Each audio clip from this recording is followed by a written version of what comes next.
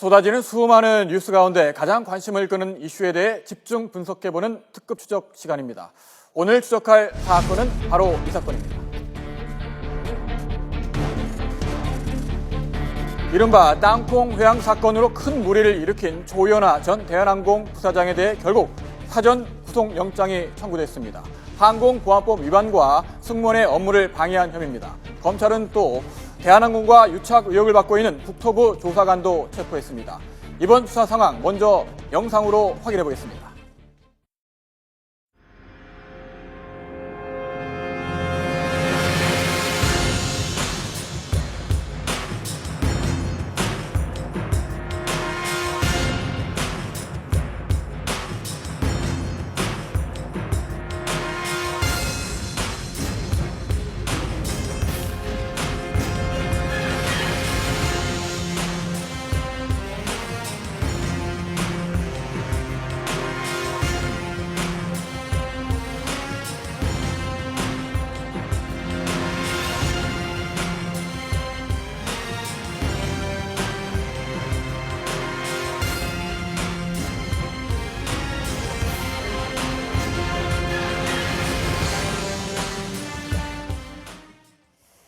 그런가 하면 조현아 전 부사장의 여동생이죠. 조현민 전무의 사과 내용과 과거 대한항공 오너 일가의 불명예스러운 사건도 다시 지금 회자가 되고 있습니다. 유여해 사법교육원 교수와 함께 자세한 얘기 나눠보겠습니다. 안녕하세요. 안녕하세요. 먼저 혐의부터 좀 짚어봐야 될 것 같은데요. 첫 번째 키워드 확인해 보도록 하겠습니다. 땅콩 회항 사건 수사 진행 상황 첫 번째 키워드입니다. 네 가지 혐의입니다. 조목조목 좀 짚어봐야 될 것 같은데요. 어떤 혐의들입니까? 일단 많이 언급되고 있지만은 항공안전 및 보안에 관한 법률에 의해서 항공 항로 변경죄죠. 가야 할 비행기를 뒤로 돌아오겠다는 것이죠. 그리고 안전 운항 저해 폭행죄죠. 승무원에 대한 폭행죄고요. 형법상 강요죄, 그리고 업무방해죄. 일단은 네 가지 혐의를 받고 있고 네 가지 혐의에 의해서 지금 구속영장이 청구되었습니다. 여기서 한 가지 좀 봐야 될 것은 검찰이 언제부터 구속영장 청구할 때 이렇게 청구한다라고 먼저 이야기를 하고 청구했는지. 이번 사건을 바라보면은 참 대단한 사건이긴 한가 보다라는 생각이 듭니다. 청구하겠다라는 것조차도 기사에 계속해서 언급되고 있는데요. 청구를 하고 또 30일 날 경우에 또 심사를 하겠다고 하고 뭔가 국민들이 볼 때는 역시 오늘 일가 봐주기가 아닐까. 왜 그런 생각이 드냐면요. 만약에 이 사건을 저지른 사람이 오늘 일가가 아니라 대한항공의 일개 직원이었다면 어떻게 대응했을까라는 생각을 하게 되는 것이죠. 땅콩 회항을 하고 이 과정을 숨기기 위해 증거를 인멸했지 않았느냐 이런 부분도 수사를 했는데 증거 인멸 혐의는 이 혐의에서 빠졌군요. 아무래도 증거 인멸에 대해서 증거를 제시하기가 검찰이 뭔가 힘들지 않았었나 싶고요. 또 하나는 여상무라고 계속 나오고 있죠. 여상무가 극구 부인을 하고 있는 것입니다. 증거 인멸에 대한 지시, 그러니까 증거 인멸이 아니고 증거 인멸 교사 혐의거든요. 정확하게 하자면은 교사를 직접 조현아가 했다라는 이야기를 여상무가 하지 않기 때문에 거기에 대해서 수사가 지금 더 이상 진행이 되지 않고 있습니다. 그렇게 본다면 여상무에 대해서 수사를 협조하지 않기 때문에 우리는 수사 업무 방해죄도 청구를 할 수가 있는데 여상무가 계속 입을 다무는 것만이 능사가 아니라는 것을 알아야 될 것 같습니다. 네 가지 혐의 그래픽을 다시 한번 좀 보여주실까요? 조현아 전 부사장에 대해서 지금 혐의 네 가지가 이제 적용돼서 사전 구속영장이 청구되는데요. 저 네 가지 가운데 가장 이제 무거운 게 있다면 어떤 부분이 건가요? 아무래도 항공기 항로 변경죄죠. 1년 이상에서 10년 이하입니다. 1년 이상부터 10년 이하 형이 굉장히 이렇게 고무줄처럼 탄력적인데요. 10년 이하라 하면 일단 10년까지도 형을 줄 수 있다는 것이니까 굉장히 무거운 형이고 항공기 안전 운항 저해 폭행죄도요. 5년 이하입니다. 형이 다 무거운 형에 해당됩니다. 저게 그러면 저대로 네 개가 다 지금 혐의가 적용되면 처벌이 어느 정도까지 나올 수 있는 건가요? 물론 여기에서는 우리가 10년 이하라고 해서 다 10년까지 이렇게는 안 될 거고요. 뭐 우리가 흔히 하는 말이 있죠. 초범이다. 그리고 뭐 고의성 이런 얘기 등등을 운운을 해서 아마 집행유예가 나오지 않을까라는 말들도 나오고 있지만 제가 볼 때는 집행유예가 나온다면 이건 너무 낮은 형이 될 것이고요. 나중에 오히려 무슨 특사라든지 그런 식으로 또 처리를 하지 않을까. 즉 형이 나온다고 해도 결국에는 지금 이렇게 뜨거운 감자일 때는 형을 했다가 나중에 경감시키는 그런 모습을 보이지 않을까 싶은데요. 그렇게 할 정도로 가벼운 사안은 절대 아닙니다. 이번 사건을 놓고 이 국토부의 처신에도 문제점이 한두 가지가 아닙니다. 물조사다, 부실조사다 이런 말이 나왔는데 저희들이 두 번째 키워드를 보면서 이야기를 나눠보도록 할까요? 두 번째 키워드입니다.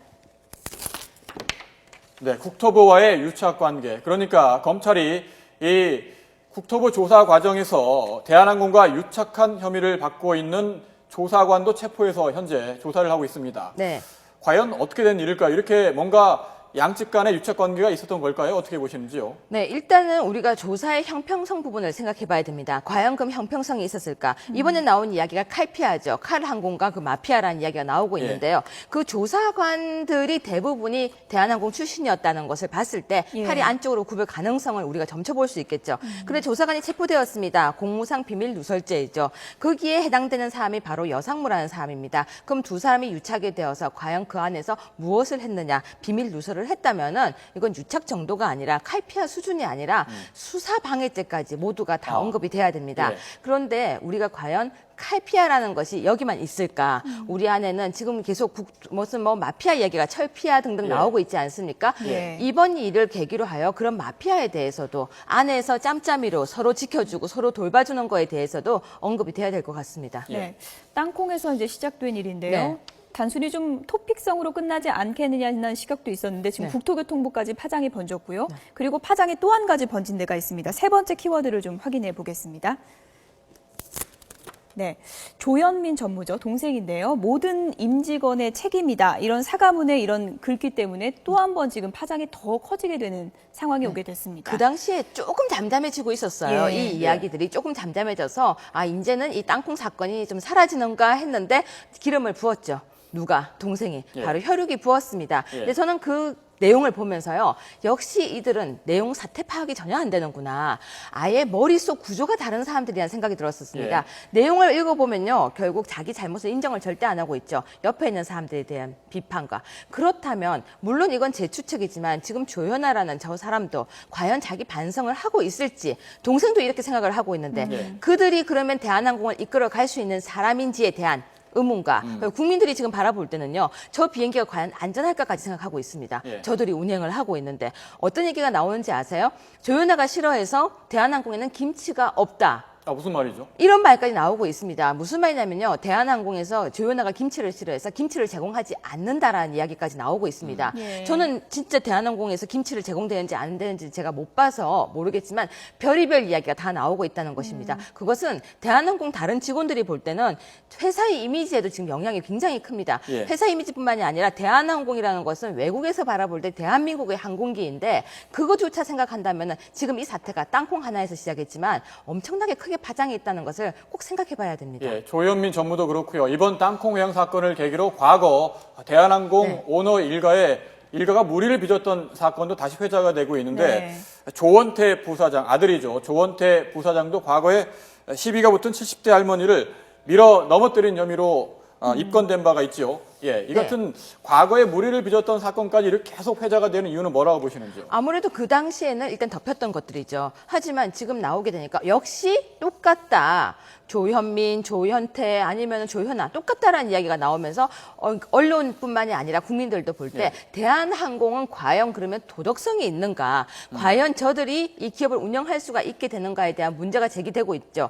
조현태 부사장이 했던 사건은 2005년과 2012년인데요. 둘 다 폭언과 폭행에 대한 사건입니다. 그리고 그 내용을 보면은 다들 막말로 시작이 됐었죠. 그렇다면은 이번에 조현아 사건과도 연관이 되니까 계속해서 모든 게 나오고 있는 것 같습니다. 네.